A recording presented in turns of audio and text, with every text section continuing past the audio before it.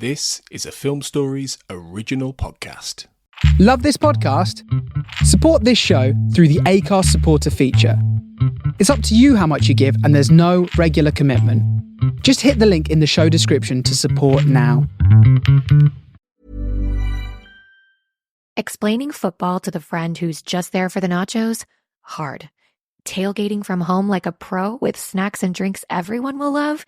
An easy win.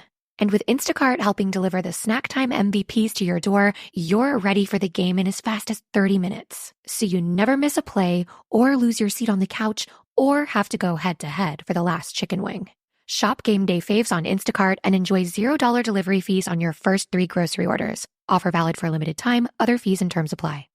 My dad works in B2B marketing. He came by my school for career day and said he was a big ROAS man. Then he told everyone how much he loved calculating his return on ad spend.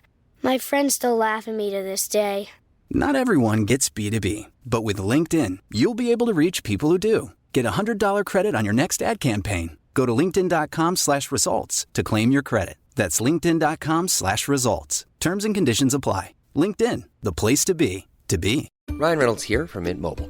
With the price of just about everything going up during inflation, we thought we'd bring our prices down. So to help us, we brought in a reverse auctioneer, which is apparently a thing. Mint Mobile Unlimited Premium Wireless. How to get 30, 30, bit to get 30, bit to get 20, 20, 20, bit to get 20, 20, bit to get 15, 15, 15, 15, just $15 a month? Sold! Give it a try at mintmobile.com/switch. $45 upfront payment equivalent to $15 per month. New customers on first 3-month plan only. Taxes and fees extra. Speed slower above 40 gigabytes. See detail.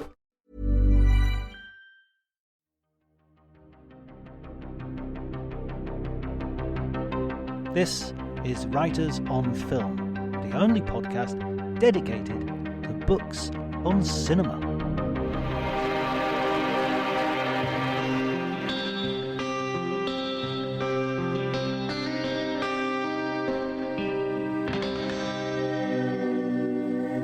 Hello everybody and welcome to Writers on Film. Today I'm sugar and shits. Okay, let's start again.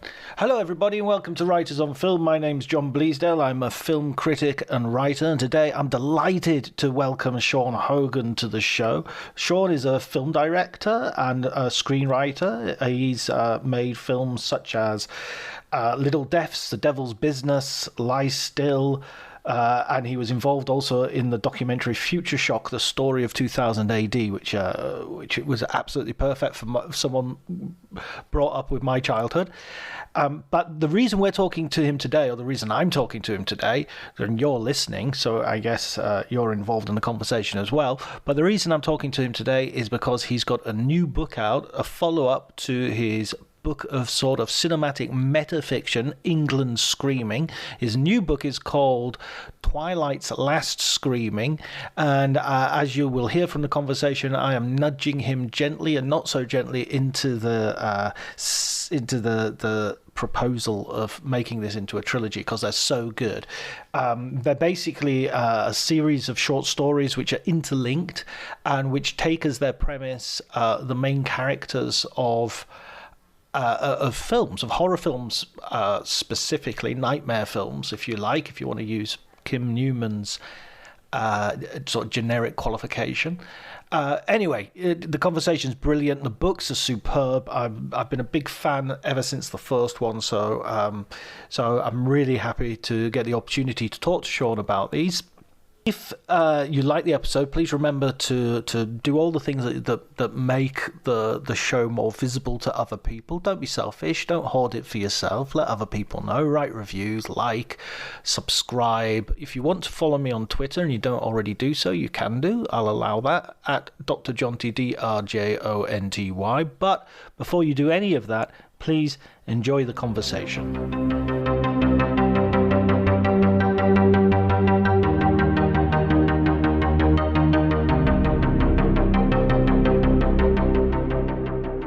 When I was talking to my publisher about doing press for the book, I'd sort of said, "Oh, there's a couple of podcasts I listen to that would be really, good to try and get on," and yours was one of them. And then you ended up sort of getting in touch anyway, which was great because the other podcast we tried completely ignored us. So oh no! Oh well.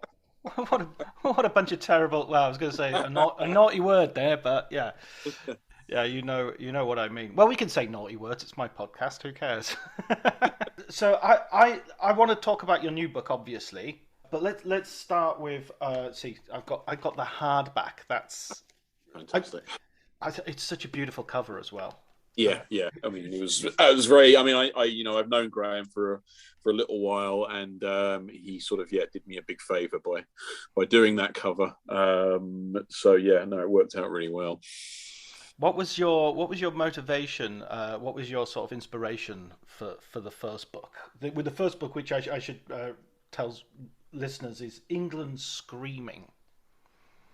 Well, it sort of started by, as I've said many times, kind of acknowledging your inspirations. It started way back when I read David Thompson's book Suspects, which does a very similar thing with film noir characters. And although I think the books are actually sort of ended up being quite different, that was certainly with the inspiration and where I kind of got the basic template from. And I'd always thought, it'd be great to do a horror version of that. I think it would work really well.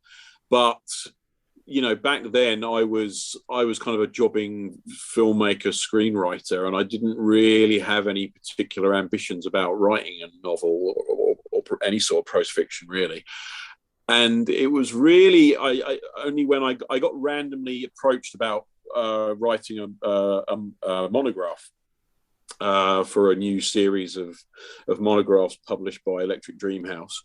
And the editor basically gave me free rein, said, I'd love to have you write something for it, and pick any film you'd like.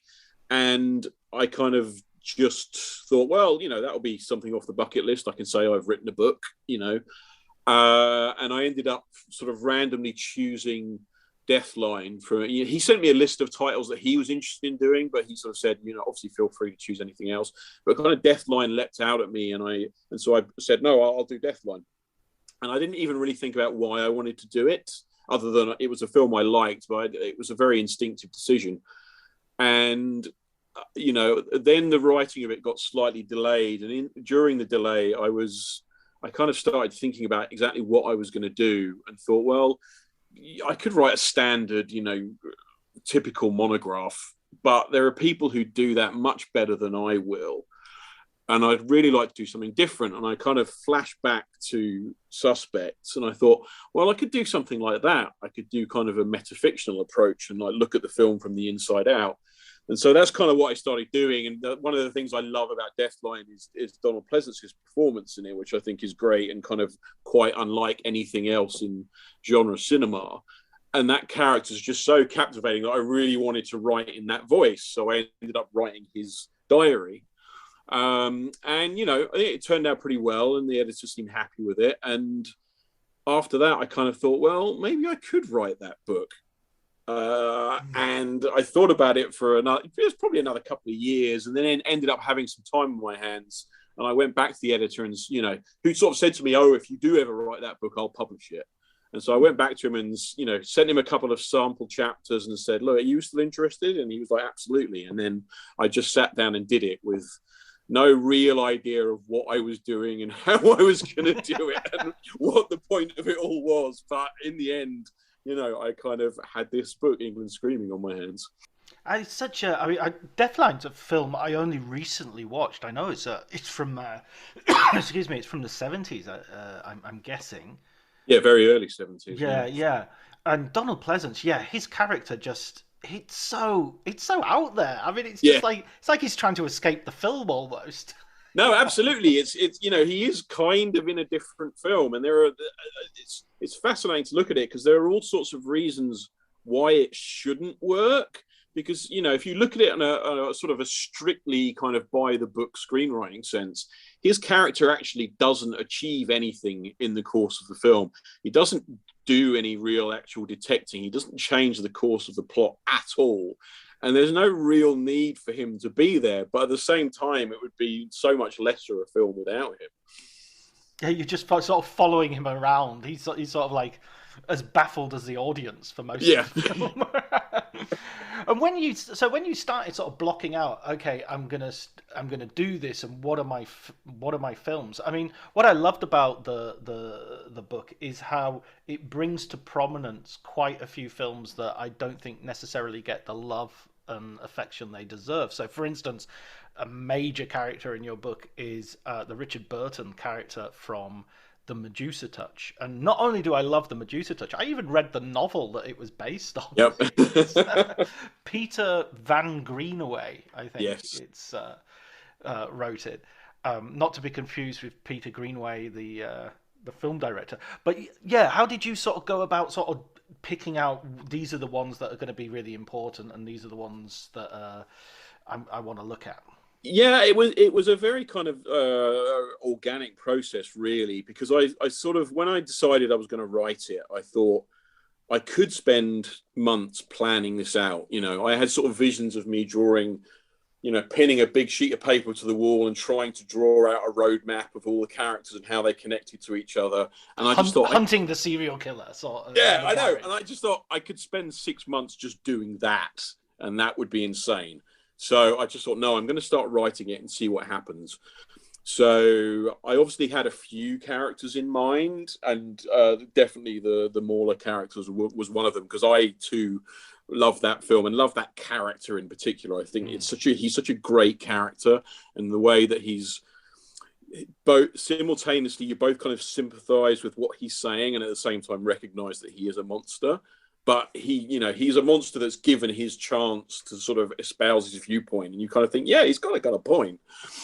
So I knew I wanted to write him, but yeah, I just kind of started writing and seeing where it took me.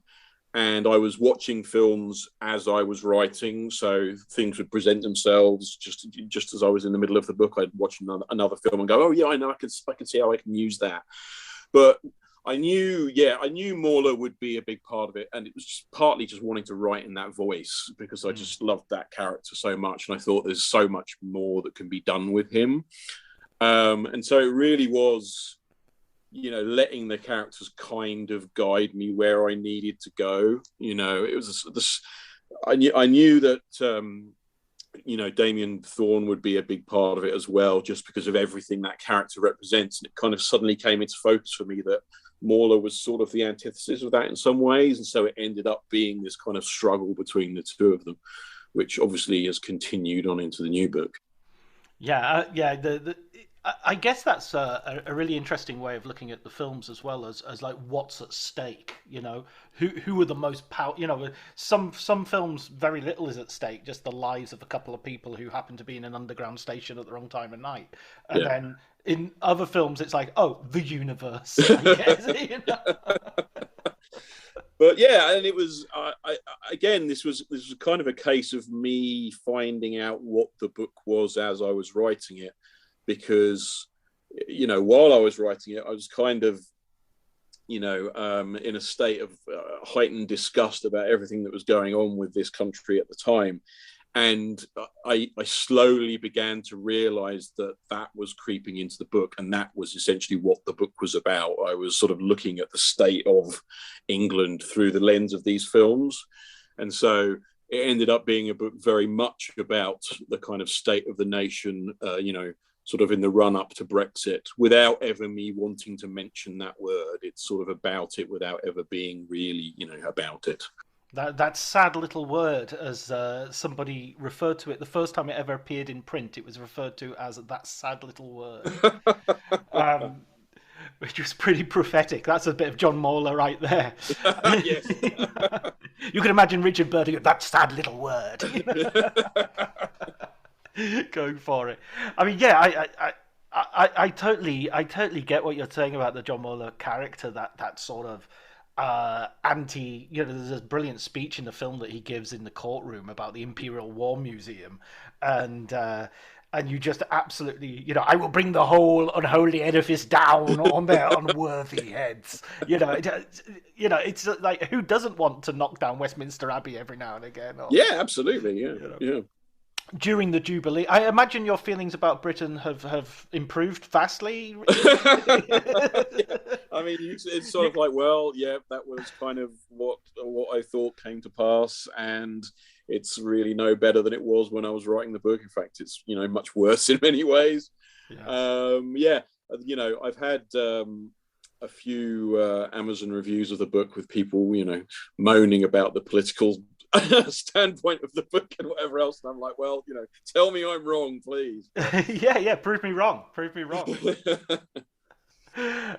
Well, I mean, that also, I think, seems to be an argument for these films as well, that to my mind, elevates them. That if you start thinking of them as existing not as just genre exercises, but existing in a wider universe, and these people are not just sort of stereotyped sort of engines to make the plot happen, but they're actual characters who have a history and have a future, then it kind of, to me, it sort of elevates. It's a really fun exercise to see what can survive that kind of analysis or extrapolation.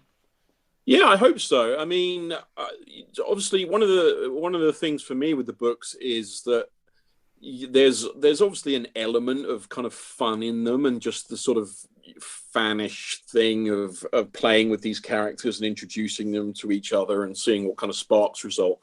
But yeah, they're also very much a kind of investigation of what genre films are and how they reflect the world. You know, it's obviously like a truism by now to sort of say, well, you know, genre films very much kind of reflect the tenor of their times. But at the same time, it's like, well, you just kind of think a lot of these films are not given their proper due, and it's really interesting to go back and look at them in that sense of like how they reflect the times they were made in, the country they were made in, and the kind of collective unconscious, which is what, you know, genre films reflect that so well. Yeah, I think also there's an industrial aspect to it, in that these films are not the huge budget films that have to absolutely break the bank.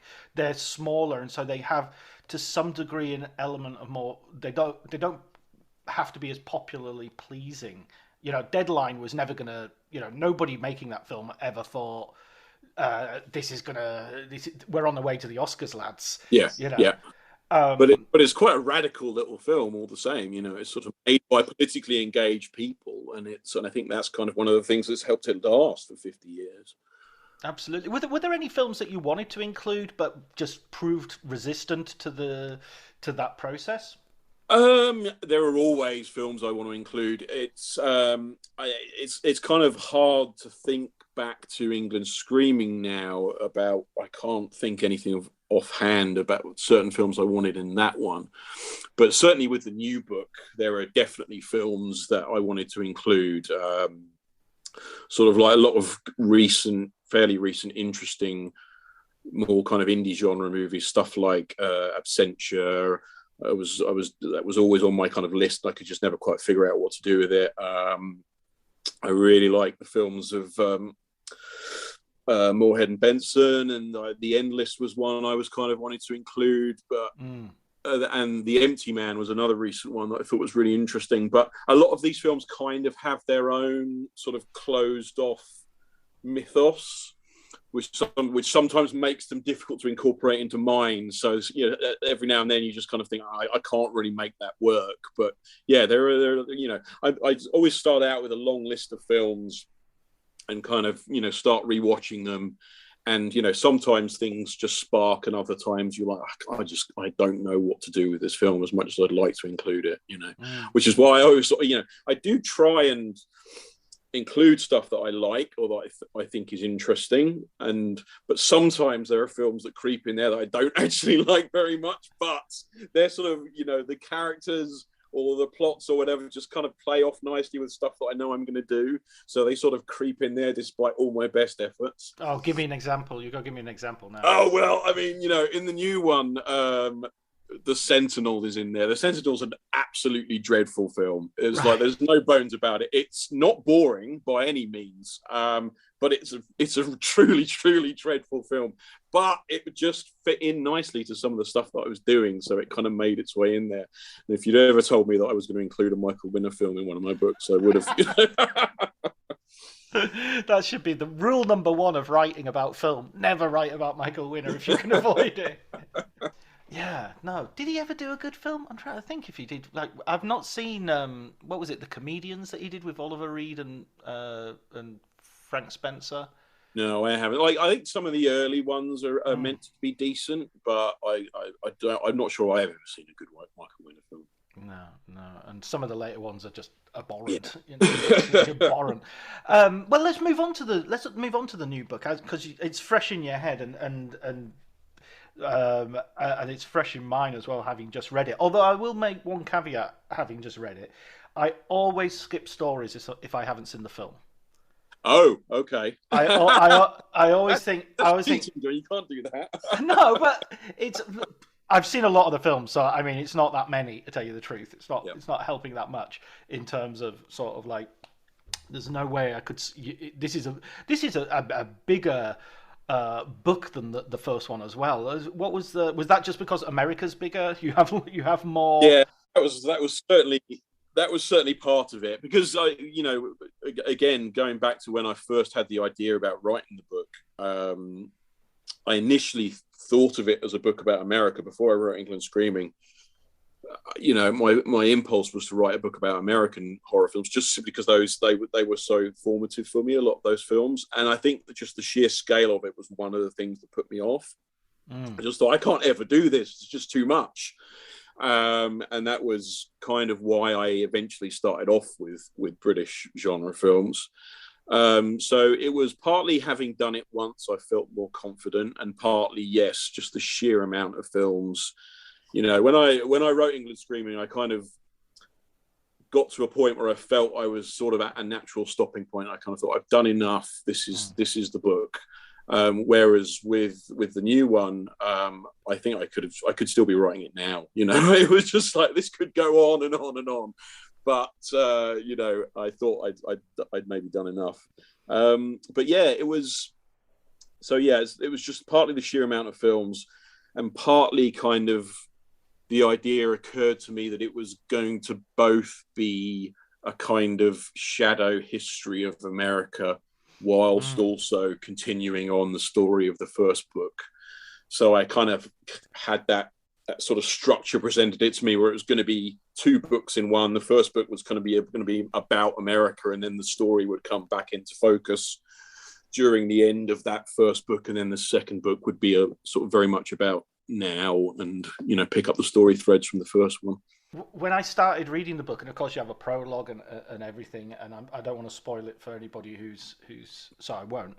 But when you got at the beginning in it, it was like, oh, we're starting with the witch, so we're starting right at the sort of the Puritan founding fathers of America. I just loved that sort of sense of history. That okay, we're not going to be jumping around. We will do later, but from the very beginning, we're going to go through a sort of historical chronology almost.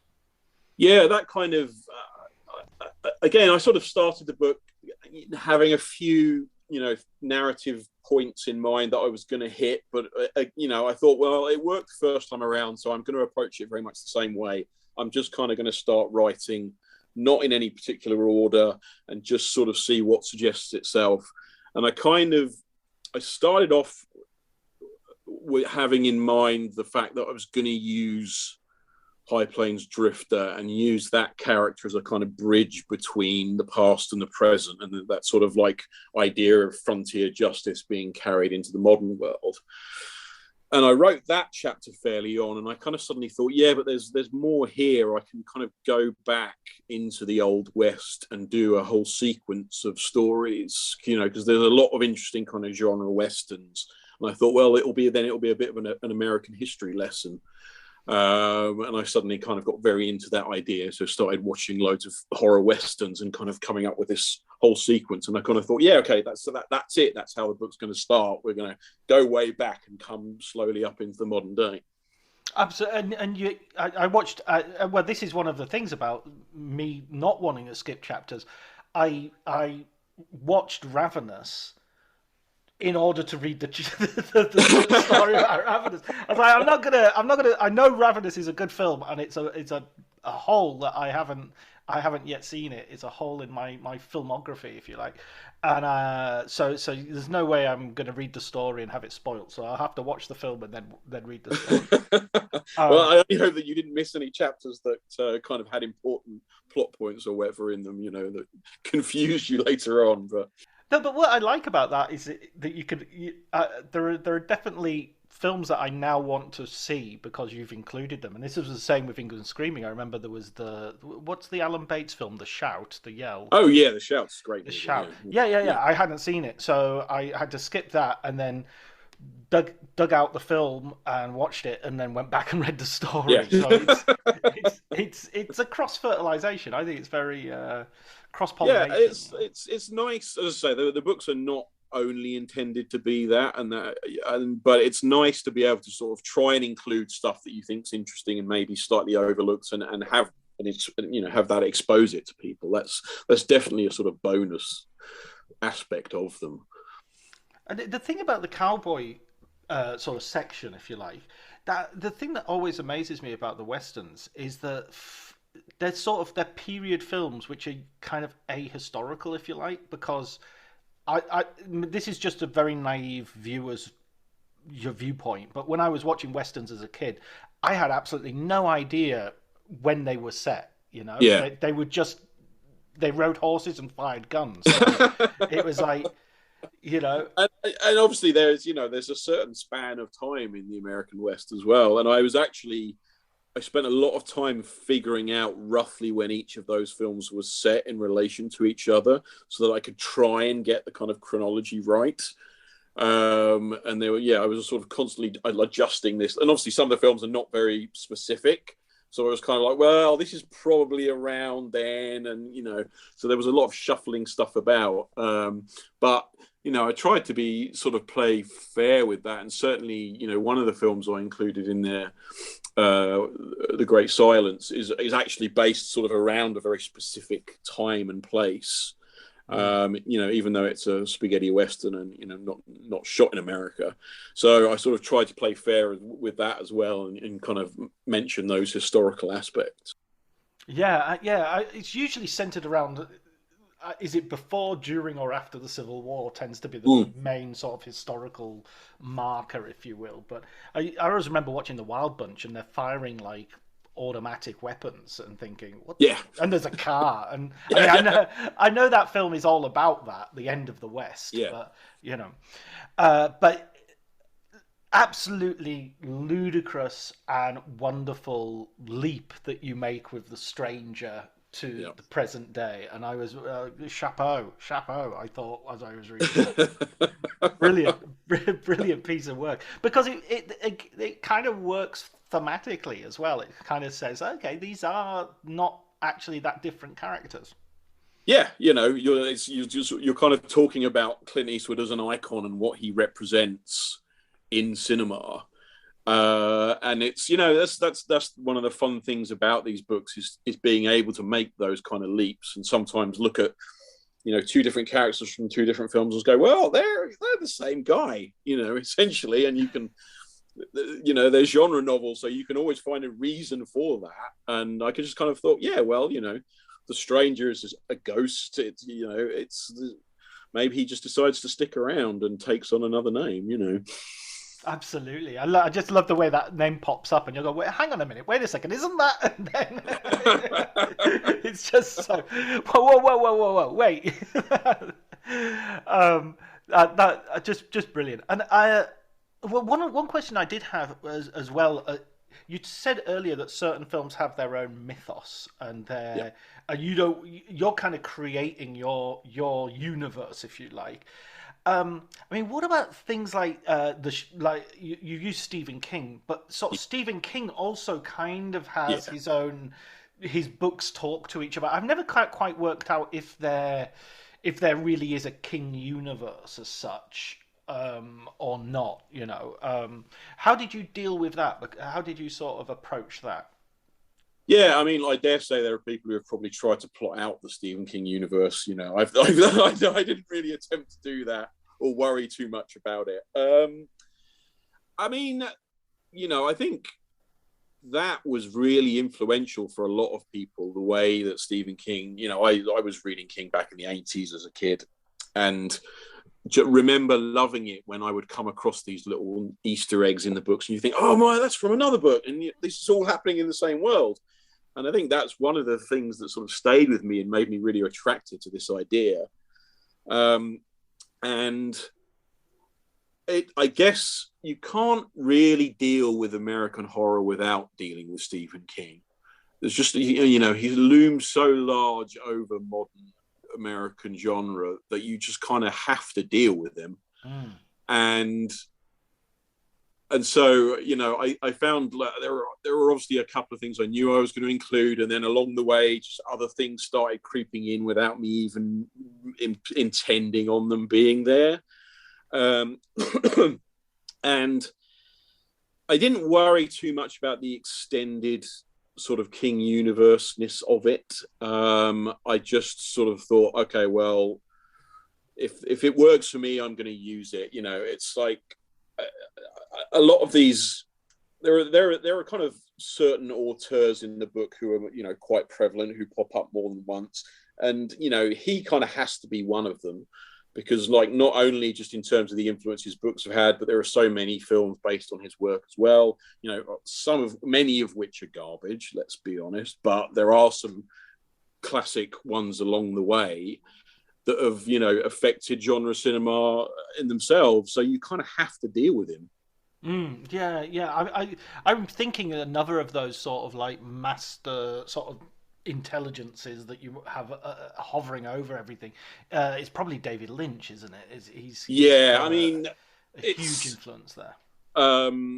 Lynch for me is kind of like one of, if not the preeminent genre filmmaker of like the last 20, 30 years, and often, isn't really given credit for being that, or, it's like, well, obviously like mainstream film criticism probably doesn't even really want to consider the idea of Lynch being a genre filmmaker, because he's theirs, he belongs to the art house. And I'm like, no, like Lynch's movies are fucking scary, and they're odd, and they're frightening, and they're unsettling, and he does all the things that a good horror movie is meant to do, and in many cases does them better than a lot of horror movies.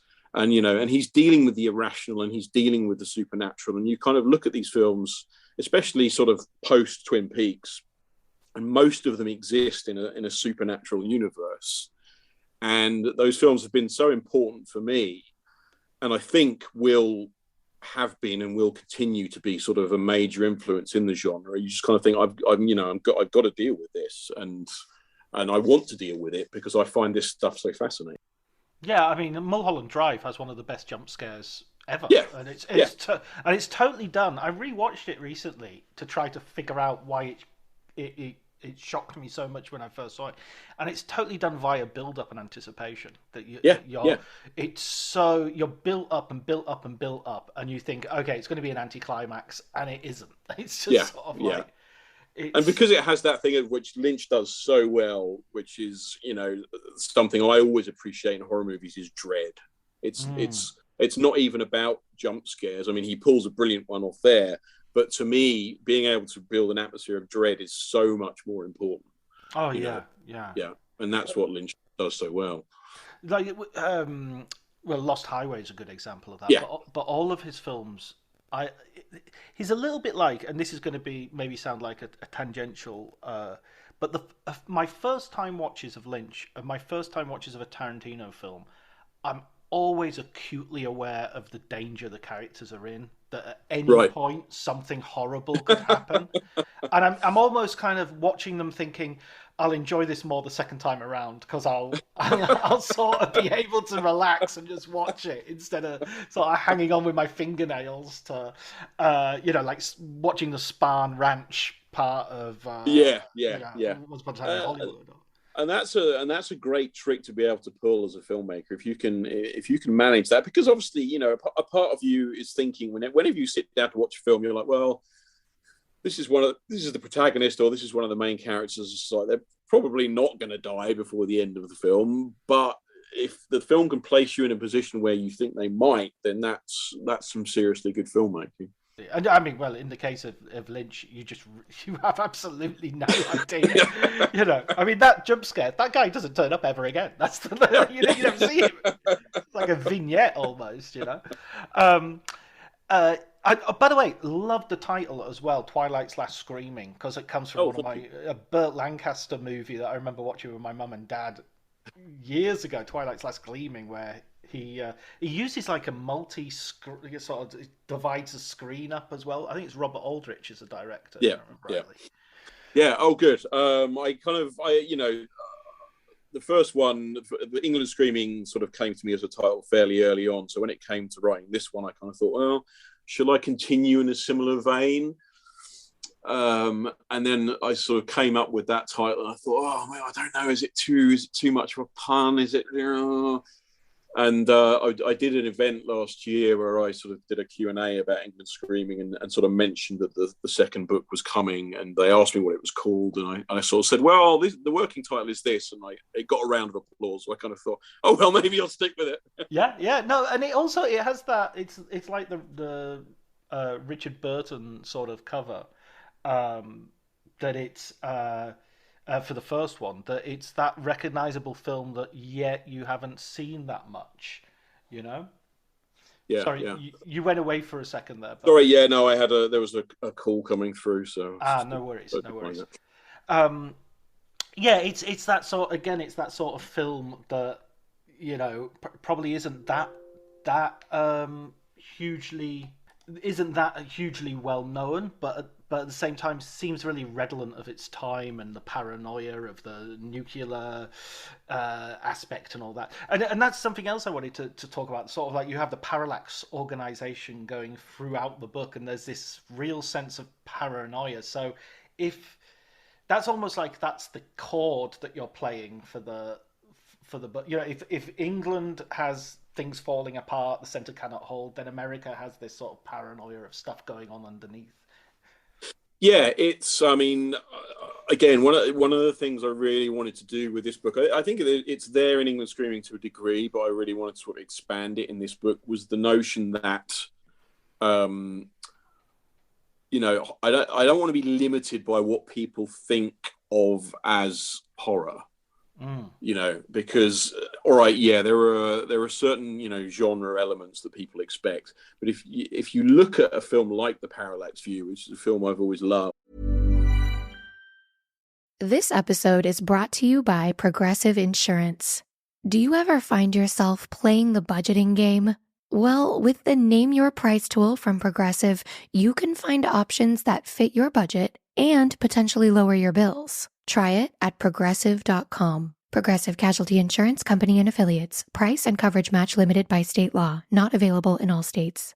My dad works in B2B marketing. He came by my school for career day and said he was a big ROAS man. Then he told everyone how much he loved calculating his return on ad spend. My friends still laugh at me to this day. Not everyone gets B2B, but with LinkedIn, you'll be able to reach people who do. Get a $100 credit on your next ad campaign. Go to linkedin.com/results to claim your credit. That's linkedin.com/results. Terms and conditions apply. LinkedIn, the place to be, to be. No one can tell me that's not a horror movie. It might not be a horror genre movie, but it's basically saying, they're out to get you, and they know, everything that you're doing, and in the end they will get you. There's no escape, and it's like that's pretty horrifying. And so again, yeah, that was, and the way it links into sort of corporatism as well. It's sort of like they're just this sinister corporation that no one knows anything about, and you sort of think, well, that ties into a lot of modern anxieties. And so I really wanted to tap into that and sort of have them lurking behind the book as well, because the book is as much about the sort of horrors of corporatism as it is about politics. And certainly in modern America, that seems to be kind of all too apt, really. Yeah, I mean, all of those thrillers from the 70s had sort of horror aspects to them. I mean, The Marathon Man, the most famous scene is the dentist scene, and 3 Days of the Condor is just a chase scene, but with a hugely violent start at the beginning. Where else would you put the start? Yeah, but, even those films are sort of slightly resolve them to some degree. They have happy endings, but sort of the Parallax View is just sort of like, no, there's no getting away from this. It's much bigger than you. You can try and fight the system, but the system will always win. And it's a pretty sort of horrifying, bleak view of the world. And I just kind of thought, well, that's just going to fit into sort of my view of things, no problem at all. And it's the same with using something like Taxi Driver, which again, not a genre film, but certainly more than one person has classified it as a form of horror film. I think David Cronenberg, included it on a list of his favorite horror films, as did Ramsey Campbell, I believe. And again, it's not a genre film. It's not about anything supernatural, but in its kind of vision of humanity, it's completely horrifying in what it shows you. Yeah, and I don't know, that coda that it has as well of Sybil Shepherd getting to the taxi and them having that dreamy conversation. Then he sees himself in the mirror, and that's Freddy Krueger coming back at the end of the Nightmare on Elm Street, isn't it? That's Carrie. That's the hand coming out of the grave after Carrie. It's the you think everything's okay. No, it isn't. I would argue that Taxi Driver let's reclaim everyone for genre. Everything's genre when it comes. Absolutely. Social realism is just a genre in dirty clothes and torn jeans. Absolutely. So, this book and your previous one, they really also, as well as discovering new films, they maybe want to go back and rewatch films that you mention, and modern films as well, also TV, because you use quite a lot of TV in here. Twin Peaks obviously is a big influence, TV film, because you've got Firewalks with Me, but also Rod Serling, and that's another audacious sort of inclusion, the narrator. That sort of comes from a place of, as in the first book, where I included certain kind of English TV programs that I thought were sort of important, and obviously there's a very rich history of sort of British genre TV, and I knew I wanted to do something similar here. So I do like the books to try and be representative, even though they're not kind of meant to be best ofs or how to go about building a recommended watching list or whatever. But I do like to try and be representative, and so I kind of thought, well, I should do the Twilight Zone, because it looms very large. And then I was like, but there's so much of it, and there's so many classic episodes that it feels kind of wrong just to pick out one or two and throw them in there. And I was like, what should I do? And then, that whole notion just kind of popped into my head. I was like, I do Rod Serling. I do the man behind the stories. And that's kind of, and then it gets into there's lots of sort of meta games in these books. But I was like, perfect. He's the one writing all these stories down. He's the man entrusted to sort of tell the secret history of the world. And, and obviously people are going to want him out of the way because he knows too much. So it kind of all just came together. And, and also in the way that I think he represents a sort of different way of looking at the world and what the Twilight Zone was, and that there was definitely kind of a morality behind it. And I kind of thought that contrasted nicely with a sort of increasingly amoral world. That was one of those eureka moments where it all just I hadn't planned it. It just all came together, and I was like, right, I know what he is. I know what he's doing in the book. He feels like he's coming from a sort of Eisenhower sort of sensibility, doesn't he? A guy in a suit and tie telling you, let's go through this crazy doors and see what's on the other side. And this is and he watches the world falling apart and he can't do anything about it. It's just his job is just to chronicle it. And when you start coming towards, I was going to say you start coming towards the present day, but of course you start the book with The Witch, which is a fairly recent example of what some people have called elevated horror. I know. Not me. I know that's a controversial term, and I'm not as bothered by that term. I kind of like my horror to be grungy and not grunge. I quite like those distinctions to exist. Even I get the distinction. I would prefer to call it art house horror or something like that. Right. Elevated just smacks of snobbery. That's true. and especially when you look at the sort of so-called elevated genre films today, and you kind of think, well, they're not really doing, as much as I like a lot of them, they're not really doing anything different to a lot of the stuff we saw back in the 70s, which were certainly not deemed elevated at the time. They're just intelligent horror, that often have political, social subtexts or whatever, and you sort of think, well, that's been around for quite a while. There's nothing particularly new or elevated about that. Yeah, I think the example of The Witch, for instance, that film you could imagine being made at any point from the 60s on, really.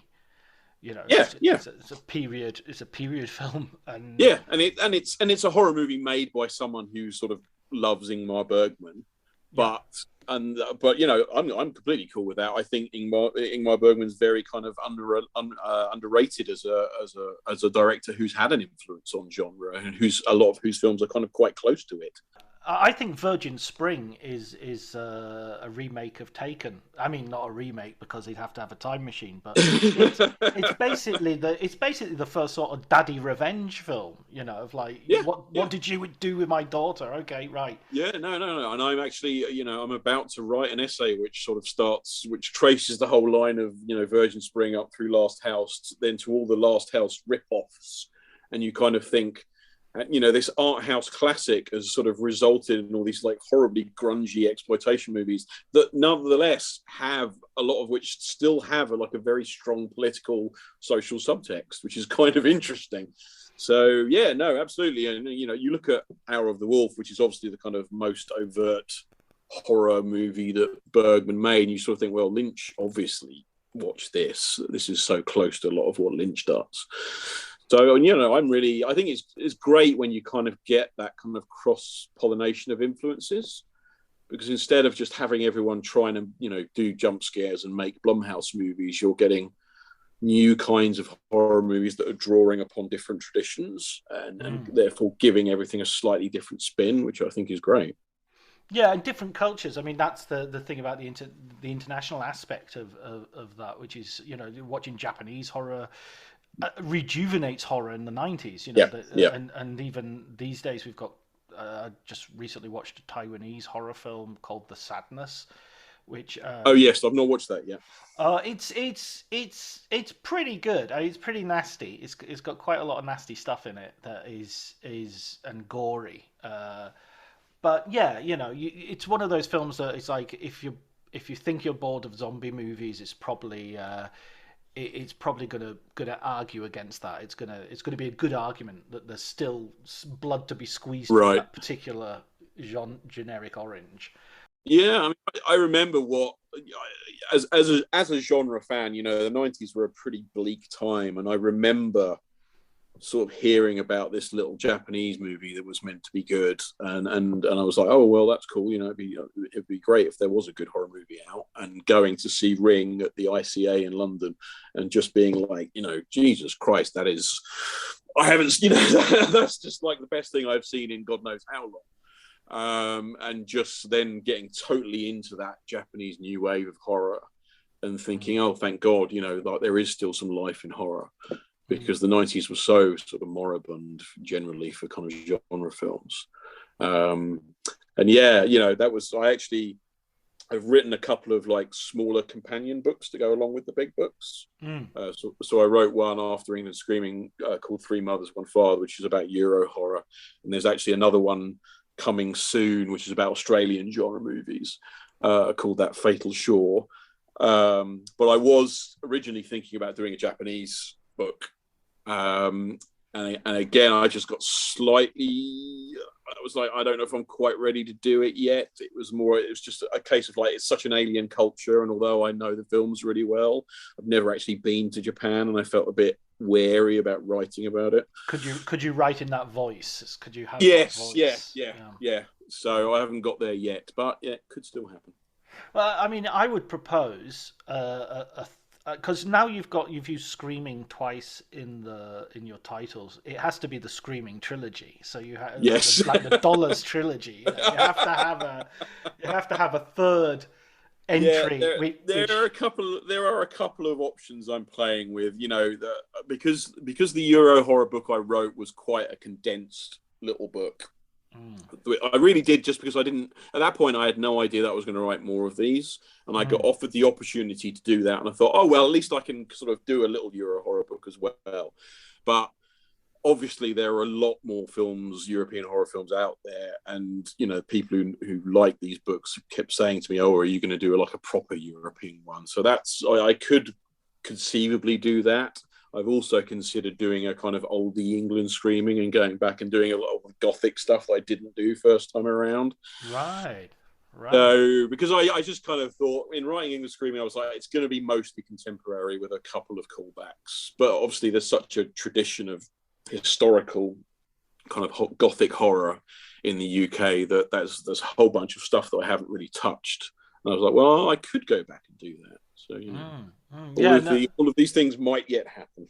It's such a sort of fertile ground to go on, and especially the idea of sort of how to interconnect them. I mean, you just mentioning Euro horror, I'm starting to think, how would you connect like Cannibal Holocaust, perhaps, to sort of Mario Bava, or what's that Spanish film that they made about Would You Kill a Child? Oh yeah, which is actually in the Euro horror book. I did get that in. Yeah. Right, okay. Yeah. But there's so much, and it would be really fun to do. So maybe once I've recovered from this one. I'm sorry, Sean. No rest for the wicked. Come on, what are you doing talking to me? Get right in. I want another one, please. No, I mean, it's. By the way, does David Thompson know about these books? Have you had any communication with him? I've not had any communication with him. I honestly have no idea. I just wonder, because I think imitation is the best form of flattery. You know, it's like, yeah. I mean, I would hope he'd be flattered. Like I said, I think they ultimately are quite different books. In terms of what they're setting out to do and the kind of form they take. But yeah, that was definitely my inspiration. I never wanted to sort of hide away from that. It was sort of like, yeah, you know, I totally got this from Thompson, and I'm going to admit that. That's fine. I would hope he'd be flattered. I don't imagine that David Thompson would like very many of these kinds of films. I know there are some genre films he likes, but I imagine some of this stuff might be well below his radar. But yeah, I hope he'd be flattered by, you know, someone sort of paying homage to him anyway. Yeah, no, I think so. I mean, I've started reading Suspects actually quite recently, a couple of weeks ago. I'm just sort of dipping into it, and I was thinking he's copied everything off Sean.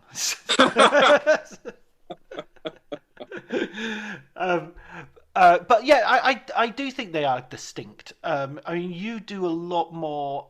I mean, he sort of segues into sort of like that he's actually reacting to these. So every now and again, David Thompson, the critic, sort of appears and says, "Oh, yeah, what am I thinking about now?" And whereas if your book, I think there's much more of a, you know, this is from the diary of, or this is a letter by, or, you know, it's much more.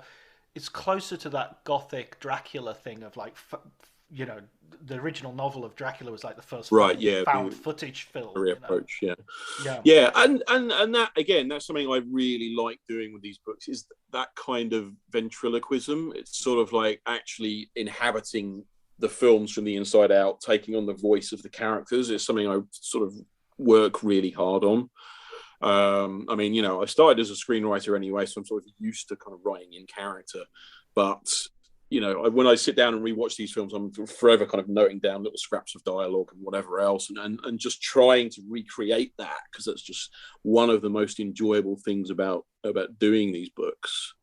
And I think that's quite different from what Thompson does. And Suspects is very much about the movies, and that's kind of one of his great subjects, as to what are the movies and how have they let us down and all this kind of thing. Whereas I think I'm looking at it a slightly different way and looking at the movies as representative of something, of, you know, what's producing these films, what are they reflecting in, you know, in reality. Yeah, and sort of what's, you know, banging ideas together which are about what are we scared of. And you know, you start to get lots of dissonance, and you start to get lots of things chiming as well. Yeah, absolutely. You know, and it's some of these things, you know, some of the connections in the books are fairly obvious, and then sometimes I just get the sort of crazy urge to smash one thing off another, and it's purely an instinct. I'm just sort of like, yeah, that'd be interesting, and then afterwards I look back and go, yeah, maybe maybe there is a thread to be drawn there I wasn't necessarily conscious of, but it's just sort of playing around with stuff and seeing what happens. I mean, it's funny because you said about it being organic at the beginning as well, and I think horror, it affects us via our unconscious, subconscious, I should say, rather than unconscious, I guess. So the creation of horror, I mean, it makes sense that it also comes from that sort of process. Yeah, and I sort of learned very quickly just to sort of go along with that. There were definitely times when I was like, can I do that? Can I get away with that? Is that, I remember in the first book where I wrote the Straw Dogs chapter, and it ended up crossing over with the League of Gentlemen, and I just kind of thought, can I get away with that? But it seemed to make a weird kind of sense, and I just thought, no, I'm going to do it. And people have remarked on it and seemed completely cool with it. So I sort of thought, all right, well, I'll keep on rolling the dice and see what comes up, because it seems to work. I mean, one of the nicest things people say to me is that no matter how bizarre some of these kind of overlaps are, they all seem to work, that the characters seem to sort of fit with each other, even though they might be these completely disparate films. People sort of say, but it always seems quite natural in the books when that happens, which is great. I mean, that's what, you strive for. I was wondering as well, you've mentioned a couple of times that your initial career as a screenwriter, I do a bit of screenwriting as well, and I find that this idea of thinking about characters either side of the story seems to be a sort of part of the practice of screenwriting. I mean, I spend a hell of a lot of time worried about how much money they have and where did they get their money and what do they have in their pockets, and how, it drives me nuts when I'm watching a film because I'm thinking, well, how are they going to get home? They're drunk. Why are they driving? We just watched them drink 6 whiskeys. How are they getting into a car now? Mad Men never made any sense. You sound like a friend of mine who I just saw. I went to see Men with last night, and he kind of came out asking loads of those sorts of questions. And it was a bit kind of like, if you're approaching that film on those terms, I'm not sure you're approaching it in the right way. But yeah, I get it. I get that I'm wrong. I totally. I feel the familiar feeling of being in the wrong. It's kind of, I live in. It's called my universe. But I just sort of, it's a similar thing when I'm reading your books. I get the feeling of a guy who's thinking, yeah, but what did they do before that? And how did they? And if they're a psychiatrist, what were their other patients like? Yeah, I don't generally spend much time obsessing about that stuff outside of these books, but yeah, it's sort of really interesting to look at the films in that way. Certainly when I'm writing these, you sort of go, well, what did happen to this person next? Where do they go from there? It's just because a lot of these movies I've loved for a long time, and I've spent a lot of time. They've spent a lot of time in my head, and in many cases I've watched them many times, and they do kind of take on a life of their own. Even if you've never really consciously thought about it, all of a sudden it's sort of like, these characters and these faces so well that it becomes quite a natural process to sort of go, all right, well, let's see where they go next. I love the story you did about Wendy Torrance from The Shining, because that again, being in the wrong constantly, I kind of never really think about Wendy once they're through that window. I'm sort of like, ooh, Jack's still in the Overlook. He's always been in the Overlook, and it's like, yeah, Wendy and Danny, whatever. But that idea that Wendy's like, you would spend the rest of her life just going, what a stupid idiot I was. What did I see in that guy? What a huge mistake, Yeah, I mean, that was, that's one of the examples I'd use when people occasionally say, well, why do you say these books are criticism as well as fiction? And I'm like, well, if you look at a chapter like the Wendy chapter, that's me very consciously trying to engage with the idea, and which I don't necessarily agree with, but the idea that certainly King agrees with it, I think, is that The Shining, the film, is quite a misogynist film, and that Wendy's just this kind of shrieking dish rag. And I don't entirely agree with that, because I think Kubrick's doing something very specific in that film. But at the same time, I wanted to try and engage with that idea. And especially when you it came up with the idea of like playing it off against The Lighthouse, which I think is a film that in many ways you can see the influence of The Shining in, and is about, toxic masculinity, to use the current buzzword. And I kind of thought, well, yeah, if I do that, then I can kind of give Wendy the chance that she didn't really have in The Shining to be a sort of full-blooded character. And maybe, I'm not saying The Shining needs a corrective, but it can in some ways function as that, and it's not, it's now about this woman. It's not the woman sort of seen through the eyes of her crazy husband. It's like about the woman herself and how that feels to have gone through that experience and to sort of try and reclaim yourself, and I've sort of seen women go through kind of experiences with tyrannical partners, and I just sort of wanted to approach it in that way, and to kind of give her something back. Yeah, give her sort of an agency and an ability to look at her own story and say, what was I thinking? What was I thinking? Going to a hotel with this madman who'd broken my son's arm. Yeah, and it's, as I say, it's about her reclaiming her story, and so much of this book is about stories, and obviously it's a collection of stories, but it's also about storytelling. And a lot of the stories are about storytelling and that kind of meta level, and so it's another instance of let's talk about story and what that means and what having your own story means. Yeah, absolutely, and reclaiming it, and absolutely brilliant. And both books come highly recommended. In fact, today, just before I came on this call, I bought a copy of Twilight's Last Screaming for the guy who does the music for the podcast, Elliot Atkins. That's going out to him for his birthday. Fantastic! Yeah, so there's another. You could go and have a look on your Amazon reviews. Track that as it flies to Liverpool, I think it's going. But I wanted to ask you, Sean, finally, for a recommended book, a film book recommendation for our listeners. Right. Well, I've having listened to some of your other podcasts, I know that people don't necessarily limit themselves to one, so I'll toss out a couple. Sure. We've already mentioned Suspects, so I obviously, would recommend that, but we've also covered it to some degree. But certainly Suspects and Kim Newman's Nightmare movies are probably two books that my books wouldn't exist without. Suspects obviously as a kind of template for them, but Nightmare movies was a really critical book for me growing up as a kind of a horror fan. And I've still got the kind of coffee table books I had back in the 70s and 80s, all the sort of horror coffee table books you used to get, which were great, which were formative for me.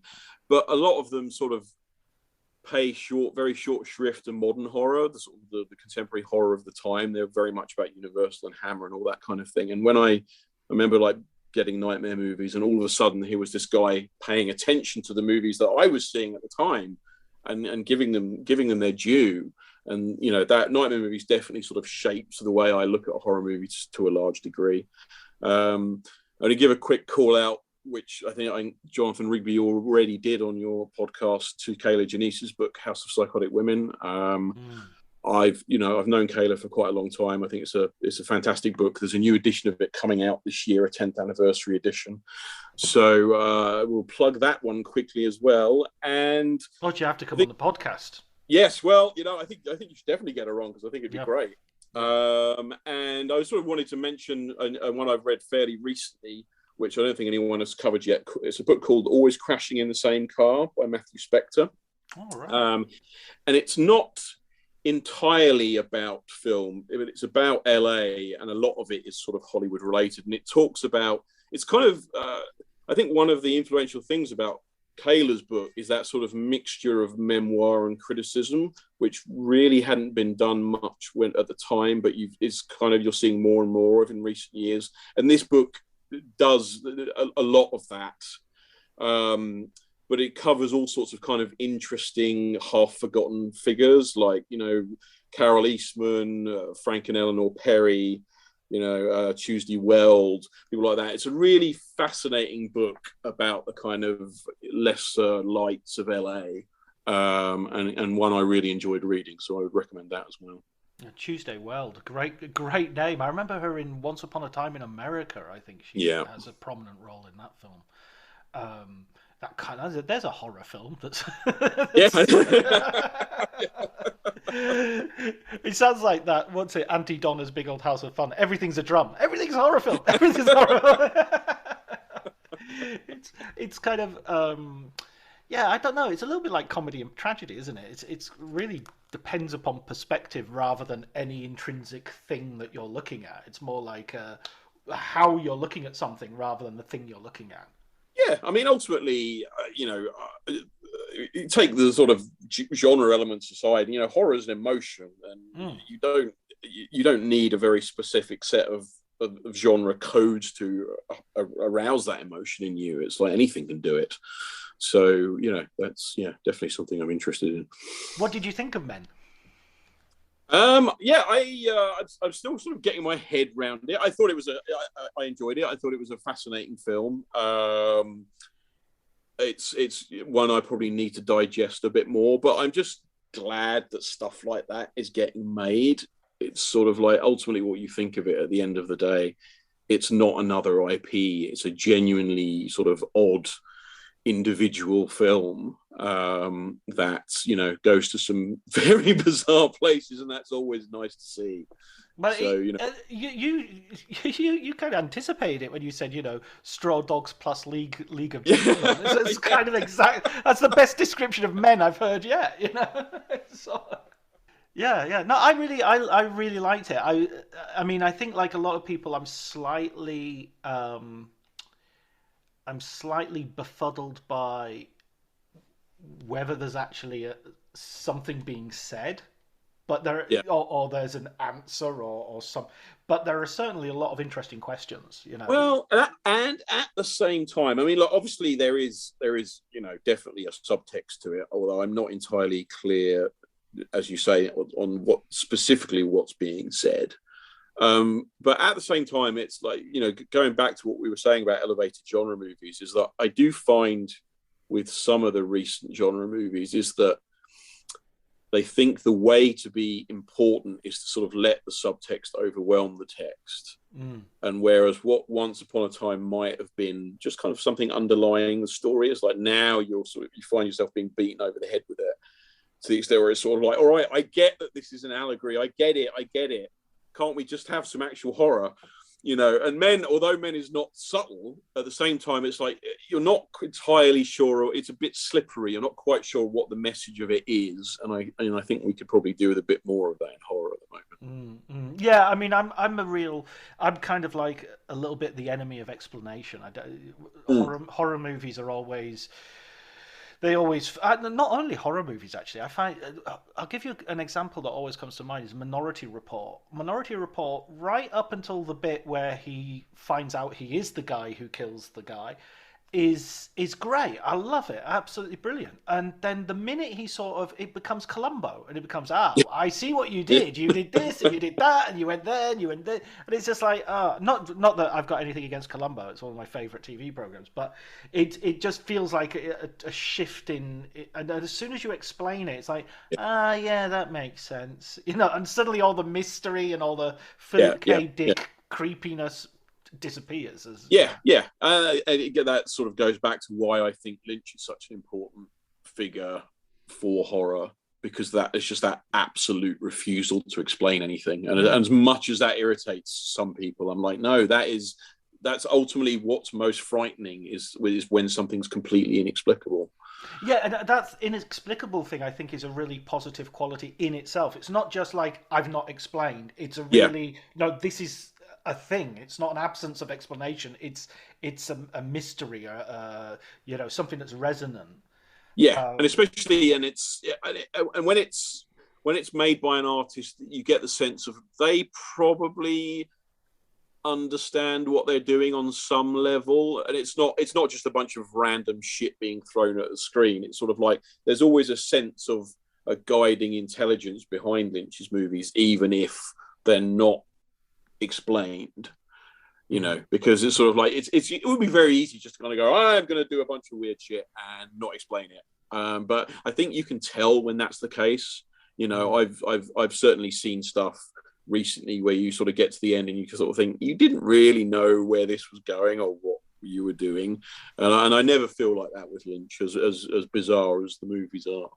Yeah, he always has endings, and endings are sort of proof of life of narrative. Yes. It's like you. Whereas there are some films that just stop, and you think, this could have stopped. There was a film I saw recently in Cannes, and I won't say the title because it isn't out for ages, so I want people to make up their own minds. But that film could have stopped at any point from 5 minutes in to an hour 25 minutes. Right. It stopped at any point, and it would have been equally satisfying.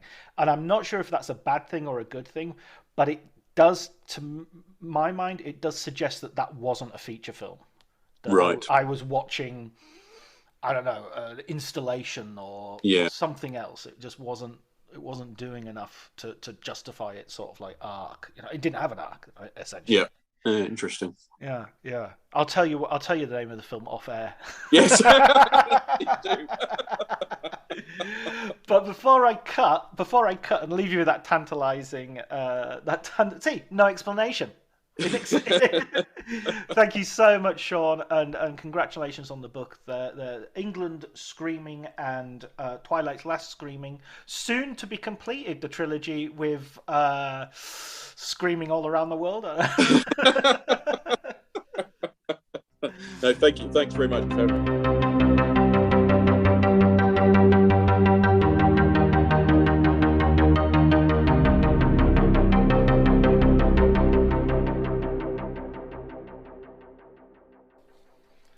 So that was my conversation with Sean. It was a lot of fun. I really enjoyed talking to him. He knows his stuff, and he's such an imaginative response to so many films that I have very close to my heart. His recommended books were David Thompson's Suspects, Kim Newman's Nightmare Movies, Kim Newman, former guest of the show, Matthew Spector's Always Crashing in the Same Car, and Kaylee Janice's House of Psychotic Women, who hopefully we will have on soon in the future. Okay, thank you everybody for listening. Thanks go to Elliot Atkins for the music, Ali Harwood for the artwork, and again, once more, thank you for listening and for helping me out in the publicity department.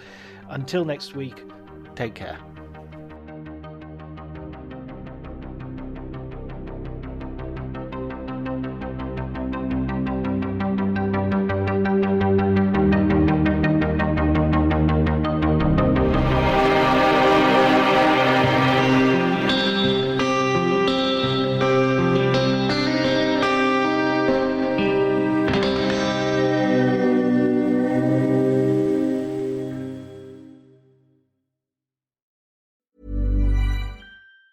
$1-800-Flowers.com knows that a gift is never just a gift. A gift is an expression of everything you feel and helps build more meaningful relationships. 1-800-Flowers takes the pressure off by helping you navigate life's important moments by making it simple to find the perfect gift. From flowers and cookies to cake and chocolate, 1-800-Flowers helps guide you in finding the right gift to say how you feel. To learn more, visit 1-800-Flowers.com/ACAST. That's 1-800-Flowers.com/ACAST.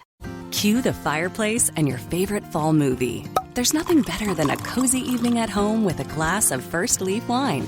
First Leaf is a personalized wine club that delivers right to your door. Sounds magical, right? They get to know your favorite tasting notes, which varietals you enjoy, and whether you prefer sweet or dry wines. So in every shipment, you get bottles tailored to your unique palate. Go to tryfirstleaf.com/fall to get your first 6 wines for just $44.95 with free shipping. My dad works in B2B marketing. He came by my school for career day and said he was a big ROAS man. Then he told everyone how much he loved calculating his return on ad spend. My friends still laugh at me to this day. Not everyone gets B2B, but with LinkedIn, you'll be able to reach people who do. Get a $100 credit on your next ad campaign. Go to linkedin.com/results to claim your credit. That's linkedin.com/results. Terms and conditions apply. LinkedIn, the place to be, to be.